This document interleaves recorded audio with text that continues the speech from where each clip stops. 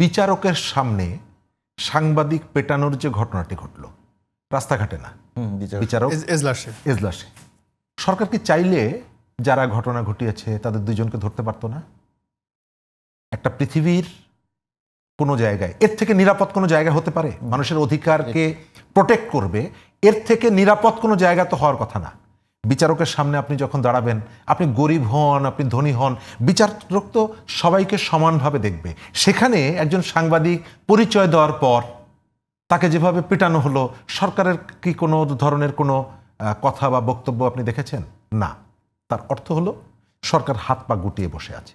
আমাদের দেশের রাজনীতিতে বিদেশিদের হস্তক্ষেপ করার সুযোগটা আমরা করে দিয়েছি নানা রকমের ইকুয়েশনে। সেটি সুজাতা সিং বলেন, সেটি তারাঙ্ক বলেন, সেটি স্টিফেন নিনিয়ান বলেন, আমরা ডেকে এনেছি। কিন্তু দুর্ভাগ্য হচ্ছে যে এক সময় তারা এসে আমাদের কাছারি ঘরে বসতো, এখন এসে আমাদের বেডরুমে ঢুকে পড়ছে এবং আমরা সেই সুযোগটা করে দিচ্ছি। আপনি ঐক্যমত্যের কমিশন গঠন করেছেন, রাজনৈতিক দলগুলোকে নিয়ে বসছেন।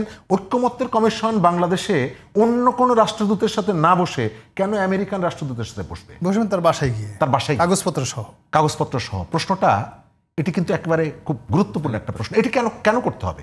অর্থাৎ এই প্রতিষ্ঠানগুলোকে যাদেরকে বসিয়েছেন তারা যে কোনো ধরনের আত্মমর্যাদা, একটা জাতিকে ছোট করা বা প্রশ্ন করা, এর ভেতর থেকে পুরো কমিশনকে আপনি একটা প্রশ্নের মুখে ঠেলে দিয়েছেন।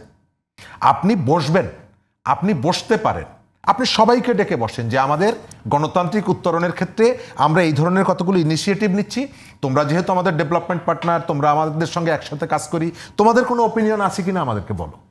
আপনি সেটি নিতে পারতেন, কিন্তু আপনি কাগজপত্র সব বগলে করে বইপত্র নিয়ে আপনি চলে গেলেন আমেরিকান রাষ্ট্রদূতের বাসভবনে এবং তার কাছ থেকে কি আপনি ফতোয়া নিয়ে এসেছেন সেটি বলছেন না কেউকে।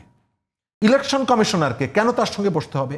এর ভেতর থেকে আপনি ওই যে দিল্লি না ঢাকা এই স্লোগান দিয়ে আপনি হঠাৎ করে গাড়িটা চালিয়ে নিয়ে যাচ্ছেন ওয়াশিংটনের দিকে এবং এর ভেতর থেকে শুধু আমাদেরকে ছোট করছেন না, বরং এদের মধ্যে আঞ্চলিক এবং আন্তর্জাতিক যে বিরোধ, সেই বিরোধের মধ্যে আপনি বাংলাদেশকে ফেলে দিচ্ছেন। আমাদের হাতে একেবারে সময় নেই। রনি ভাই, আপনার জন্য একেবারে 1 মিনিট বরাদ্দ। আসলে কি বাংলাদেশের রাজনীতি খুব অন্ধকার দিকে যাচ্ছে? প্রথমত আসলে আমাদের, অথবা আপনি বলছেন যে বিরাজনীতিকরণ একদম চরম পর্যায়ে চলে গেছে? একেবারে মূল ব্যাপার হলো এখন রাজনৈতিক দল যারা সরকার চালাচ্ছে তাদের সবার মধ্যে আতঙ্ক কাজ করছে। কি হবে, কালকে কি হবে, কোথায় যাব। দ্বিতীয়ত আমরা কি পাবো, লোভ কাজ করছে, গ্রিড। প্রথমত ভয় কাজ করছে, দ্বিতীয়ত গ্রিড, যে আমার লাভটা কি, আমার ভবিষ্যৎকে আমি কি করব।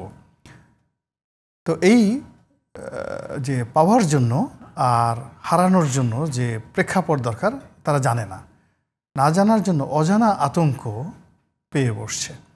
এখন যারা আছে রাজনৈতিক দল বলে, যারা মব করছে, যারা সরকারে যারা আছে, যারা মামলা দিচ্ছে, মোকদ্দমা দিচ্ছে, যা কিছু করছে, এই সবই তারা কাজকর্ম করছে আতঙ্ক থেকে, অনিশ্চয়তা থেকে, ভয় থেকে।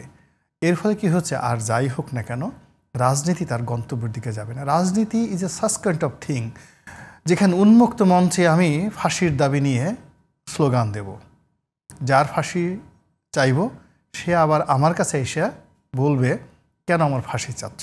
এটাই রাজনীতি, এভাবে আমরা করে আসছি। তো এখানে সমস্ত কণ্ঠ বন্ধ করে দেওয়া হচ্ছে, সমস্ত আওয়াজ তছনছ করে দেওয়া হচ্ছে, সমস্ত স্বপ্ন ভেঙে চুরমার করে দেওয়া হচ্ছে। তো সেখানে রাজনীতির গন্তব্যটা কোথায়? প্রত্যেকটা জিনিসই এবড়ো থেবড়ো হয়ে গেছে।